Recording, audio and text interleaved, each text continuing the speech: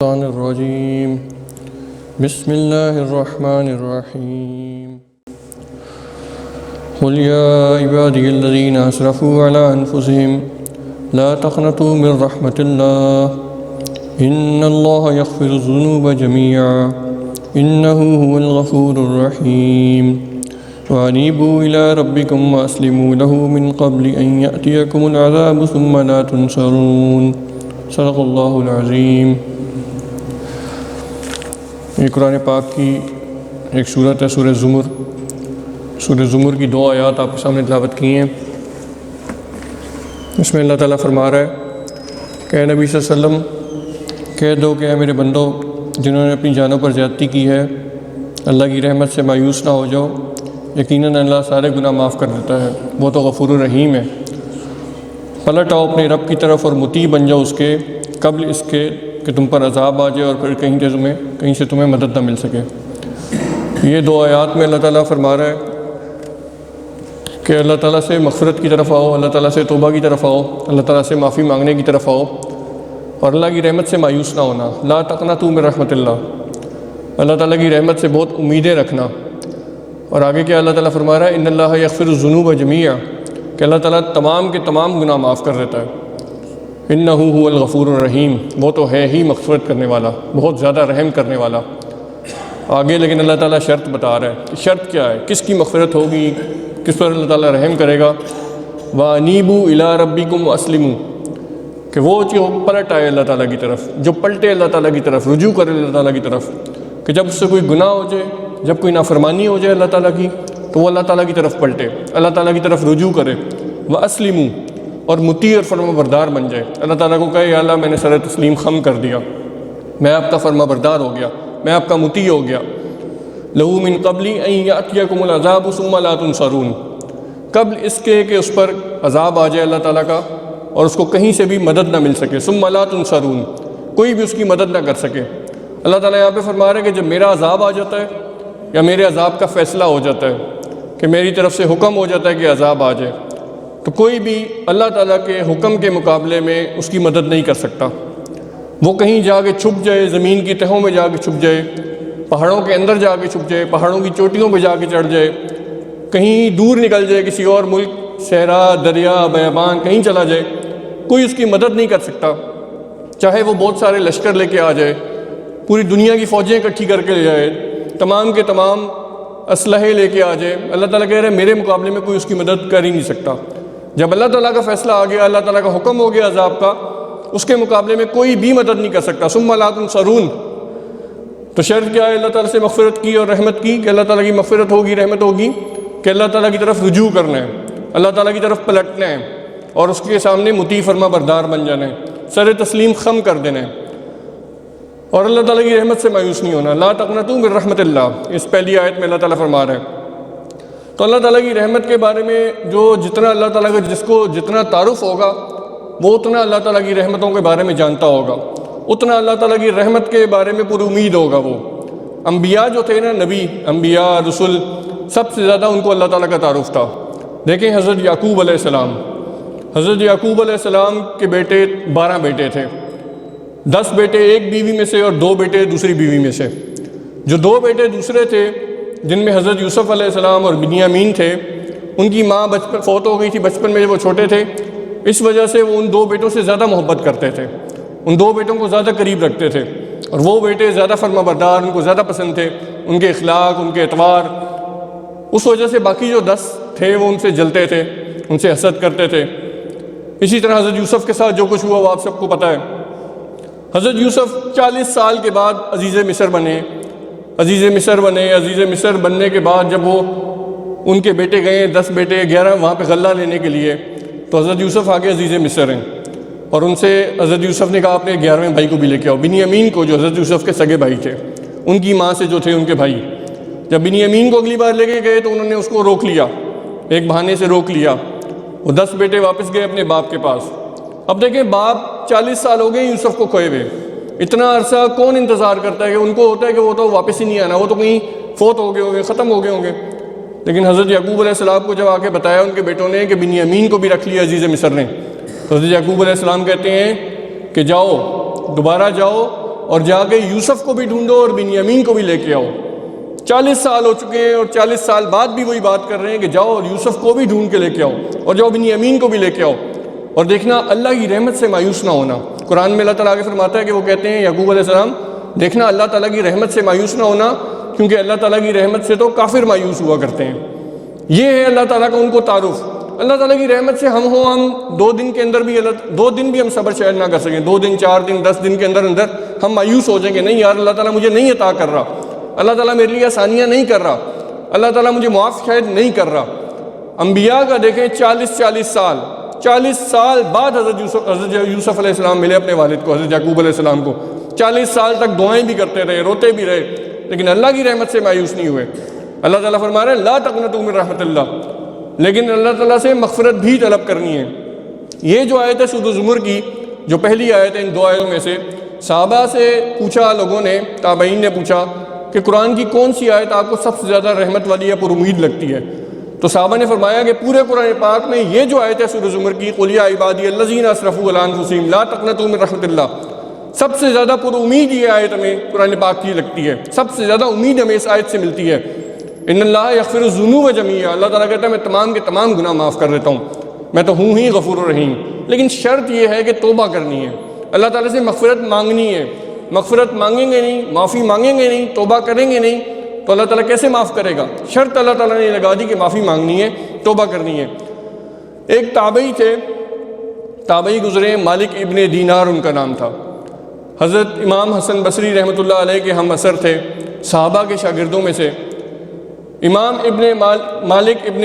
مالک ابن دینار رحمۃ اللہ علیہ وہ شراب پیا کرتے تھے، شراب پیا کرتے تھے، پولیس میں ان کی ملازمت تھی، ہر غلط کام وہ کہتے ہیں میں کیا کرتا تھا، میں ہر برا کام کیا کرتا تھا، ہر گناہ کے کام کیا کرتا تھا، رشوت لینا دینا، لوگوں کو تنگ کرنا، مار پیٹ کرنا، جو بھی غلط کام اور بے حیائی کے کام میں کیا کرتا تھا۔ وہ کہتے ہیں میں گناہوں کی زندگی میں پڑا ہوا تھا۔ تو میری شادی ہو گئی، میری ایک بیٹی ہوئی، وہ کہتے ہیں میری بیٹی ہوئی اور مجھے اپنی بیٹی سے بہت محبت تھی، بہت زیادہ، وہ بھی مجھ سے بہت محبت کرتی، میں بھی اس سے بہت محبت کرتا۔ میری بیٹی 2 سال کی ہو گئی، 2 سال کی ہوئی تو وہ میرے پاس آتی، میں شراب پی رہا ہوتا، وہ میرے پاس آتی اور مجھ سے شراب چھین کے پھینکنے کی کوشش کرتی، مجھ سے چھین رہی ہوتی، حالانکہ اس کو شعور بھی نہیں تھا، اس کو عقل بھی نہیں تھی، 2 سال کی تھی وہ، لیکن میں پھر بھی پینے لگتا تو وہ مجھ سے لے کے میرے کپڑوں پر پھینک دیتی شراب میری، وہ مجھے روک رہی ہوتی تھی۔ تو وہ کہتے ہیں کہ وہ 2 سال کی عمر میں وہ کچھ عرصے بعد فوت ہو گئی، 2 سال کی عمر میں فوت ہو گئی۔ مجھے بہت غم ہوا، مجھے بہت دکھ ہوا، مجھے اپنی بیٹی سے بہت محبت تھی۔ تو وہ کہتے ہیں کہ کچھ عرصے کے بعد میں نے صبر کر لیا، کچھ عرصے کے بعد میں ایک دن رات کو سو رہا تھا، شراب کے نشے میں دھت میں جا کے پڑا اپنے بستر پر اور میں سو گیا۔ تو کہتے ہیں رات کو میں نے خواب دیکھا کہ بہت ساری قبریں ہیں، قبروں سے لوگ نکل رہے ہیں، قبروں سے لوگ اٹھ رہے ہیں اور ایک جگہ کی طرف بھاگ رہے ہیں، ایک سمت کی طرف بھاگ رہے ہیں۔ وہ کہتے ہیں میں بھی قبر سے نکلا باہر اور میں بھی ان کے ساتھ بھاگنے لگ گیا ایک طرف۔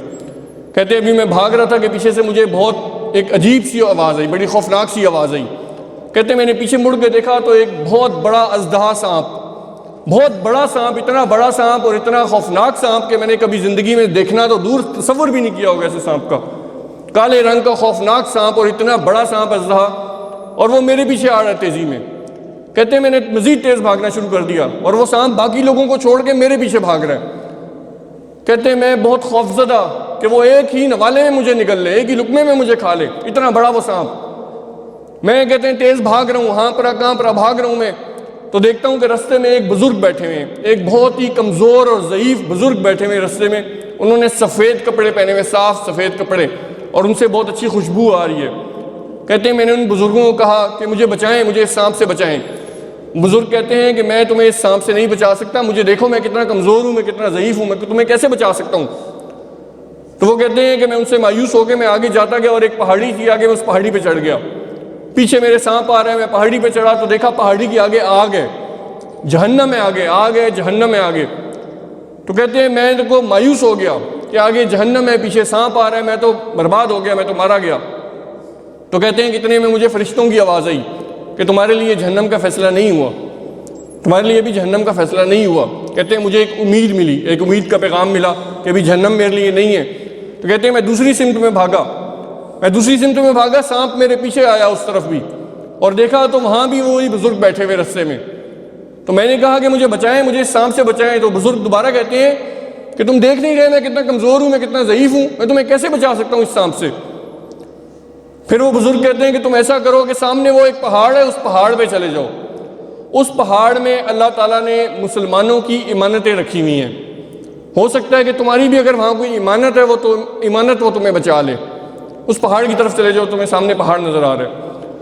مالک ابن دینار کہتے ہیں کہ میں پہاڑ کی طرف بھاگا. جب میں پہاڑ کے قریب گیا تو میں نے دیکھا کہ اس پہاڑ میں بڑے خوبصورت دروازے ہیں، سونے کے دروازے ہیں. اس پہاڑ میں غار سے بنے ہوئے ہیں، اس کے اوپر دروازے لگے ہوئے ہیں. ان سونے کے انتہائی خوبصورت دروازوں پر ہیرے اور موتی جڑے ہوئے ہیں، انتہائی زبردست قسم کے خوبصورت ہیرے موتی. کہتے ہیں کہ جب میں قریب گیا ہوں تو وہ دروازے کھلنا شروع ہو گئے اور ان دروازوں سے چھوٹے چھوٹے بچے نکل رہے ہیں. وہ بچے نکل رہے ہیں اور کچھ بچے میرے پاس آئے ہیں. میرے پیچھے سانپ بھی آ رہا ہے، بچے میرے پاس آئے ہیں اور بچے پیچھے مڑ کے انہوں نے باقی بچوں کو آواز دی کہ ادھر آؤ ادھر آؤ، اس شخص کے پیچھے سانپ لگا ہے، ادھر آ کے اس کو بچاؤ. وہ کہتے ہیں کہ بہت سارے بچے، مزید بچے نکل کے آئے، بہت سارے بچے میرے پاس آ رہے ہیں. تو دیکھا کہ ان میں سے میری بیٹی بھی نکل کے آ رہی ہے.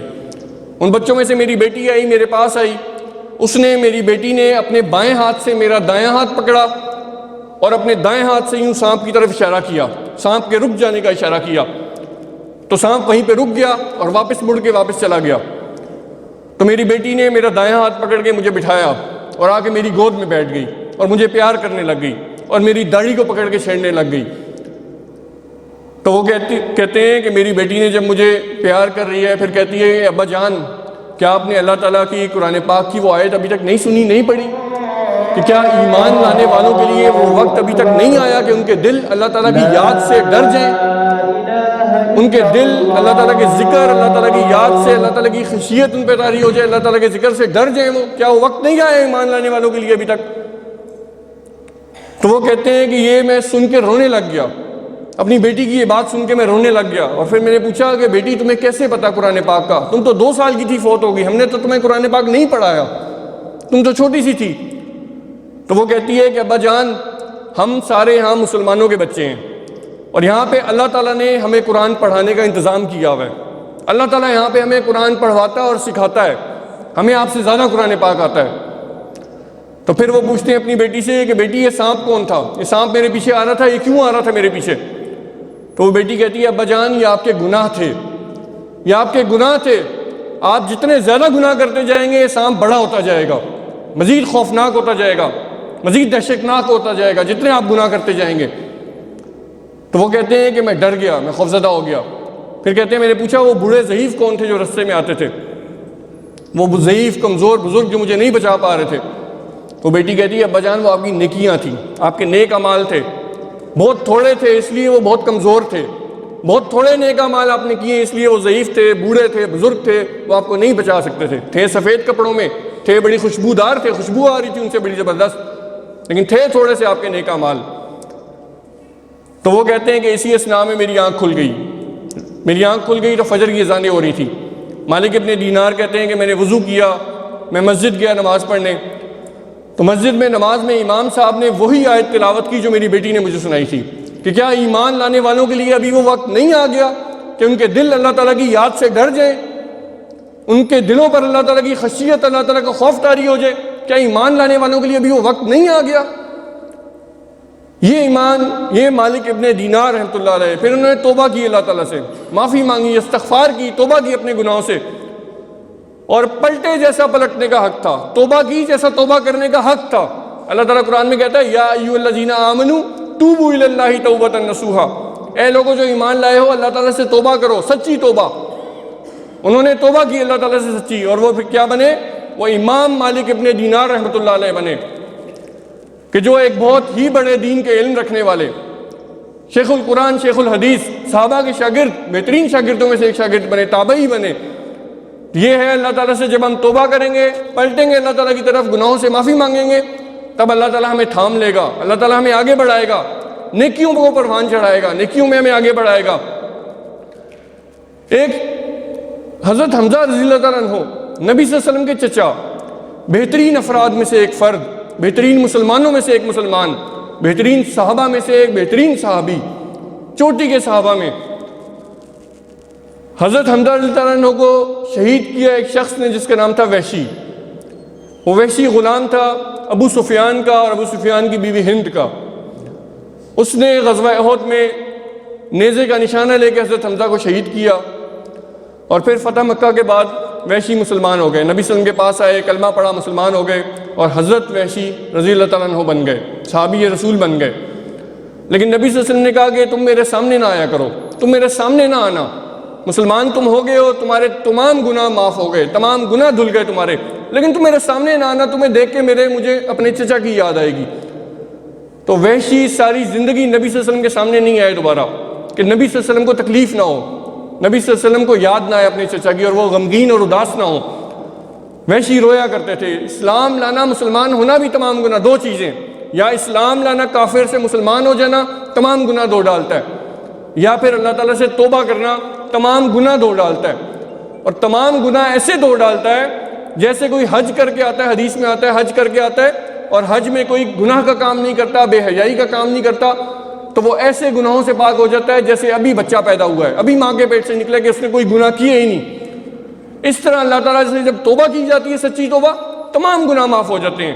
یا کوئی کافر مسلمان ہوتا ہے، مشرک مسلمان ہوتا ہے، تمام گناہ معاف ہو جاتے ہیں۔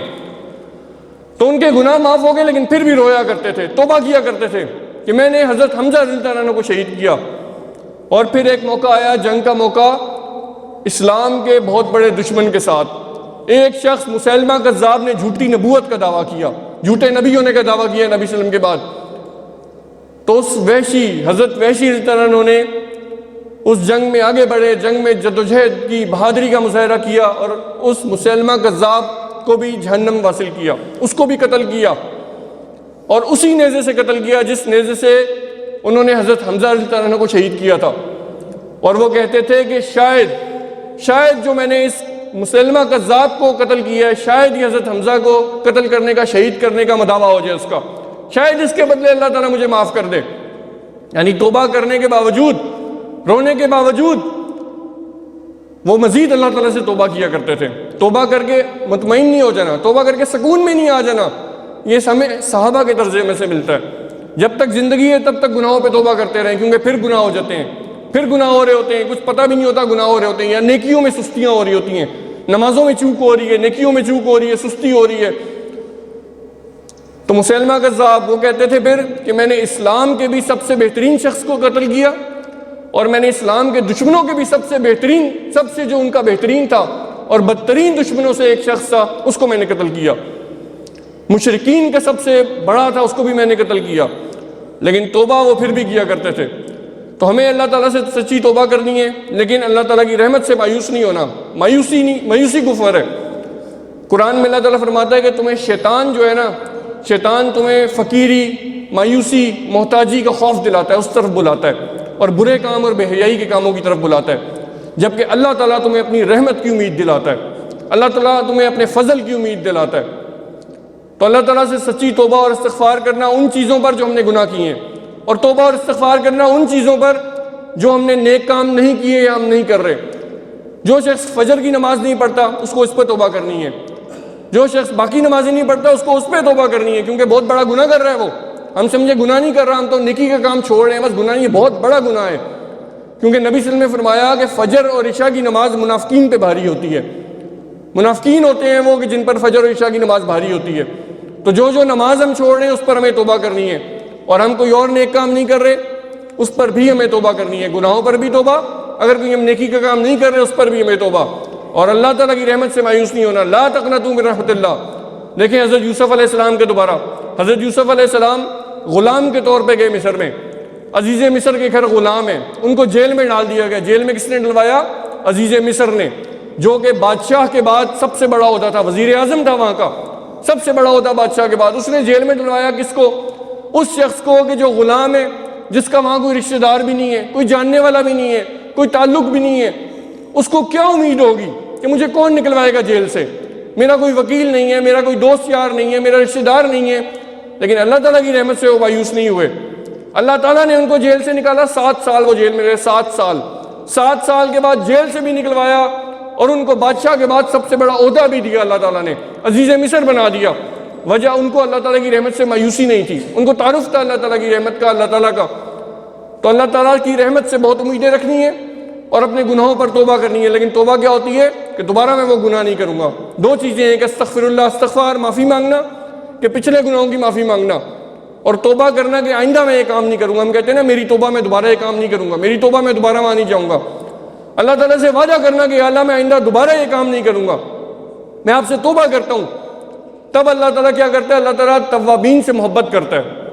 اللہ تعالیٰ قرآن میں کہتا ہے کہ میں توبہ کرنے والوں سے محبت کرتا ہوں. اور جب اللہ تعالیٰ کی محبت ہمیں مل جائے ہمیں اور کیا چاہیے؟ اللہ تعالیٰ کی محبت ہمیں مل جائے ہمیں مزید کس کی محبت چاہیے؟ اللہ تعالیٰ جب کسی سے محبت کرنے لگ جاتا ہے نا، ہم میں سے کسی سے محبت کرنے لگ جائے اللہ تعالیٰ جبرائیل علیہ السلام کو اوپر آسمانوں پہ بلاتا ہے اپنے پاس. جبرائیل ادھر آؤ، بات سنو. حضرت جبرائیل جاتے ہیں اللہ تعالیٰ کے پاس. اللہ تعالیٰ فرماتے ہیں جبرائیل میں فلاں شخص سے محبت کرتا ہوں، تم بھی اس سے محبت کرو. حکم دیتا ہے اللہ تعالیٰ جبرائیل علیہ السلام. جبرائیل علیہ السلام کون ہے؟ اربوں خربوں فرشتوں کے سردار. حضرت جبرائیل اس شخص سے محبت کرنے لگ جاتے ہیں. پھر حضرت جبرائیل آسمانوں پہ جاتے ہیں، تمام فرشتوں کو جمع کرتے ہیں، کہتے ہیں سارے بات سنو، اللہ رب العالمین اس فلانے شخص سے محبت کرتے ہیں، تم سارے اس سے محبت کرو. تمام فرشتے اس سے محبت کرنے لگ جاتے ہیں اس شخص سے. ہم بھی ان میں سے ہو سکتے ہیں، ہم بھی اس میں ہو سکتے ہیں. حکم دیا جاتا ہے کہ اللہ تعالیٰ جب محبت کر رہے ہیں تم سارے محبت کرو. پھر فرشتے زمینوں میں زمین پہ اتر جاتے ہیں فرشتے، اور زمین والوں کے دلوں میں اس کی محبت ڈال دی جاتی ہے. تو اللہ تعالیٰ کی محبت کس سے محبت کرتا ہے؟ اللہ تعالیٰ متقین سے، محسنین سے، توابین سے، توبہ کرنے والوں سے محبت کرتا ہے. تو ہمیں اللہ تعالیٰ سے دعا بھی کرنی ہے، اللہ تعالیٰ میں استغفر اللہ مغفرت طلب کرنے کی بھی توفیق دے، توبہ کرنے کی بھی توفیق دے، اور اللہ تعالیٰ ہمارے تمام گناہوں کو معاف فرمائے. وآخر الدعوانا الحمدللہ رب العالمین. سنتیں عطا فرمائے.